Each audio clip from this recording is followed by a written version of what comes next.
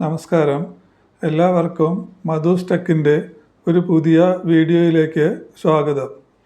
ഇന്ന് നമ്മൾ ഒരു സർക്യൂട്ടിൽ ഒരു LED കണക്ട് ചെയ്യുമ്പോൾ എങ്ങനെയാണത് കണക്ട് ചെയ്യേണ്ടത്, എന്തൊക്കെ കാര്യങ്ങളാണ് ശ്രദ്ധിക്കേണ്ടത് എന്നൊക്കെ മനസ്സിലാക്കുന്നതാണ്. നമുക്ക് പലപ്പോഴും LED സർക്യൂട്ടിൽ ഉപയോഗിക്കേണ്ടി വരാറുണ്ട്. ഒരു LED സർക്യൂട്ടിൽ കണക്ട് ചെയ്യുമ്പോൾ അത് എങ്ങനെ വേണം എന്ന് ഇപ്പോൾ നമുക്ക് നോക്കാം. ഇവിടെ ഒരു LED ഉണ്ട്. ഇതിൻ്റെ ഒരു ലെഗിൽ നിന്ന് ഒരു റെസിസ്റ്റർ, ഇത് റെസിസ്റ്ററാണ്, 390 ഓമിൻ്റെ റെസിസ്റ്ററാണിത്. ഇത് LED ഒരു ലെഗിൽ സീരീസ് ആയിട്ട് കണക്ട് ചെയ്തിരിക്കുന്നു. എന്നിട്ടത് ബാറ്ററിയുമായിട്ട് കണക്ട് ചെയ്തിട്ടുണ്ട്. ഈ LED മറ്റേ ലെഗ് അത് ഇവിടെ ബാറ്ററിയുടെ നെഗറ്റീവ് ടെർമിനലുമായിട്ടും കണക്ട് ചെയ്തിട്ടുണ്ട്. ഇപ്പോൾ ഈ LED പ്രകാശിക്കുന്നതായിട്ട് നിങ്ങൾക്ക് കാണാം. നമ്മൾ ഈ റെസിസ്റ്റർ എന്തിനാണ് ഉപയോഗിക്കുന്നത് വെച്ചാൽ, ഇത് ഉപയോഗിച്ചില്ലെങ്കിൽ ഇതിൻ്റെ കറണ്ടിനെ ലിമിറ്റ് ചെയ്യാൻ പറ്റില്ല. അപ്പോൾ കൂടുതൽ കറണ്ട് ഈ LED പാസ് ചെയ്താൽ കുറച്ച് സമയം കത്തിക്കഴിയുമ്പോൾ അത് ഫ്യൂസായി പോകും, കേടുവരാൻ സാധ്യതയുണ്ട്. അത് പ്രിവെൻറ്റ് ചെയ്യാൻ വേണ്ടിയിട്ടാണ്, ഇത് കൂടെ പ്രവഹിക്കുന്ന കറണ്ടിനെ ലിമിറ്റ് ചെയ്യാൻ വേണ്ടിയിട്ടാണ് ഈ റെസിസ്റ്റർ ഉപയോഗിക്കുന്നത്. ഇതിന് നമ്മൾ കറണ്ട് ലിമിറ്റിംഗ് റെസിസ്റ്റർ എന്നൊക്കെ പറയാം. ഈ റെസിസ്റ്റർ ഇല്ലാണ്ട് കണക്ട് ചെയ്താൽ LED കുറച്ച് നേരം കത്തും, പിന്നീട് അത് കേടുവന്ന് പോകും. നിങ്ങൾക്ക് കാണാപ്പോൾ അത് കേടുവന്ന് പോകുന്നുണ്ട്. LED അത് കേടായിരിക്കുന്നു. ഇപ്പം തീരെ ബ്രൈറ്റ്നെസ് വളരെ കുറഞ്ഞു പോയി, LED കേടായി. ഇനി റെസിസ്റ്റർ വെച്ച് കണക്ട് ചെയ്താലും അത് നേരെയാവില്ല. LED പെർമനൻ്റായി കേടായി പോയിരിക്കുകയാണ്.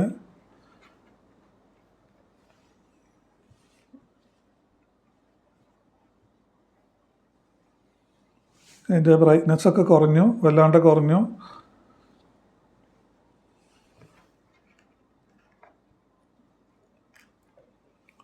ഇങ്ങനെ LED കേടുവരാതിരിക്കാനാണ് നമ്മളൊരു റെസിസ്റ്റർ അതിന് സീരീസായി കണക്ട് ചെയ്യുന്നത്. പവർ സപ്ലൈയുമായിട്ട് സീരീസായിട്ട് ഒരു റെസിസ്റ്റർ നമ്മൾ കണക്ട് ചെയ്യും. LED കേടുവരാണ്ടിരിക്കാനാണത്. അടുത്തായിട്ട് നമുക്ക് ഈ LED സർക്യൂട്ടിൽ ഒരു പൊട്ടൻഷ്യോമീറ്റർ വെച്ചിട്ട് അതിൻ്റെ ആ കറണ്ട് എങ്ങനെയാണ് ലിമിറ്റ് ചെയ്യണത്, അത് തിരിക്കുമ്പോൾ ഈ LED ബ്രൈറ്റ്നെസ് കൂടുന്നതും കുറയുന്നതും നിങ്ങൾക്ക് കാണാം. LED ബ്രൈറ്റ്നെസ് ഇപ്പോൾ കൂടിയിട്ടുണ്ട്. വീണ്ടും ഇടത്തോട്ട് തിരിക്കുമ്പോൾ ബ്രൈറ്റ്നെസ് കുറഞ്ഞ് വരുന്നുണ്ട്. അപ്പോൾ ഒരു സർക്യൂട്ടിൽ നമുക്ക് ആവശ്യമുള്ള റെസിസ്റ്റൻസ് ഇങ്ങനെ അഡ്ജസ്റ്റ് ചെയ്തിട്ട് വേരിയബിളായിട്ട് അപ്ലൈ ചെയ്യാൻ വേണ്ടിയിട്ടാണ് പൊട്ടൻഷ്യോമീറ്റർ ഉപയോഗിക്കുന്നത്.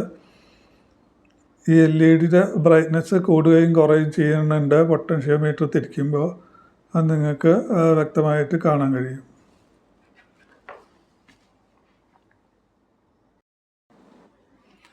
ഒരു LED സർക്യൂട്ടിൽ പിടിപ്പിക്കുമ്പോൾ നമ്മൾ അതിന് സീരീസ് ആയിട്ടൊരു റെസിസ്റ്റർ പിടിപ്പിക്കണമെന്ന് പഠിച്ചു. അല്ലെങ്കിൽ LED കേടുവന്ന് പോവും. LED കൂടെ പ്രവഹിക്കുന്ന കറണ്ട് ലിമിറ്റ് ചെയ്യാൻ വേണ്ടിയിട്ട് നമ്മൾ റെസിസ്റ്റർ ഉപയോഗിക്കും. ഈ റെസിസ്റ്ററിൻ്റെ വാല്യൂ എങ്ങനെയാണ് കണക്കാക്കുക എന്നാണ് ഇനി നമ്മൾ നോക്കുന്നത്. അതായത് ഈ ബാറ്ററി ഒരു 9 വോൾട്ട് ബാറ്ററിയാണ്, 9 വോൾട്ടിൻ്റെ ബാറ്ററിയാണിത്. അതിൽ ഒരു LED അതിൽ കണക്ട് ചെയ്യുമ്പോൾ അതിന് സീരീസായി കണക്ട് ചെയ്യേണ്ട റെസിസ്റ്ററിൻ്റെ വാല്യൂ നമ്മൾ ഇങ്ങനെയാണ് കണ്ടുപിടിക്കുക.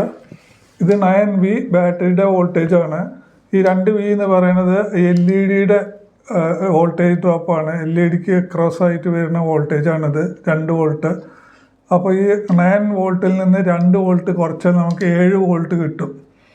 ഈ 7 വോൾട്ടിനെ നമ്മൾ 20 mA കൊണ്ട് ഡിവൈഡ് ചെയ്യാണ്. ഈ 20 mA എന്ന് പറയുന്നത്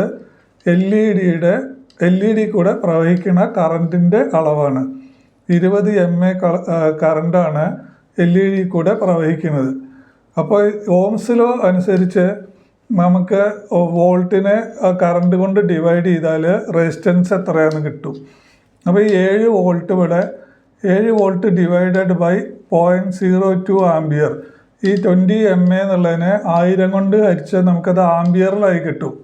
ഇത് മില്ലി ആംബിയർ ആണ്. MA എന്ന് പറയുന്നത് മില്ലി ആംബിയർ. മില്ലി ആംബിയറിൻ്റെ ആംബിയറിനെ 1000 കൊണ്ട് ഡിവൈഡ് ചെയ്താൽ നമുക്കത് ആംബിയറിലായിട്ട് കിട്ടും.